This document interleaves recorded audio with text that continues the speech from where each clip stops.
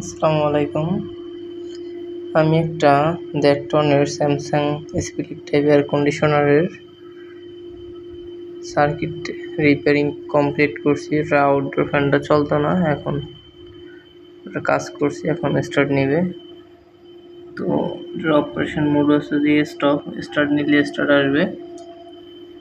আর এটা হচ্ছে দিয়ে সাইকেল ডায়াগ্রাম দেখতে চাইলে এখান থেকে আসবে। যদি কম্প্রেসার চালে তো সেক্ষেত্রে পিওর যেটা কাউন্টিং করবে ওইটা আসবে।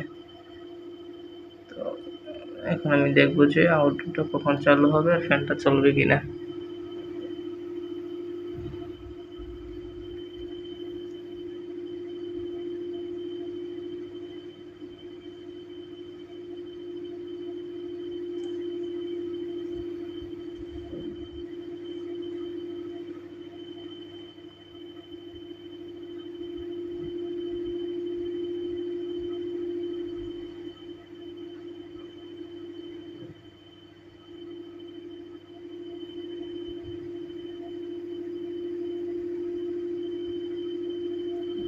এই যে ফ্যান মোটরটা চলতেছে হালকা হালকা চলতেছে। ও স্টার্ট নেওয়ার জন্য ট্রাই করতেছে। এরপরে আইপিএম অন হইবে। আইপিএম অন হয়েছে, মানে কম্প্রেসার রান করার জন্য অলরেডি ট্রাই চলতেছে। তো এটাই আমরা ফাইনালি দেখার জন্য ওয়েট করছিলাম। ফ্যান মোটর কয়েকবার ট্রাই করতে করতে ফ্যান মোটর অলরেডি ঘুরতেছে।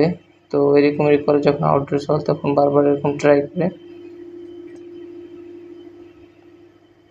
তো ফাইনালি এক পর্যায়ে মোটর ঘুরতে থাকে আর কি।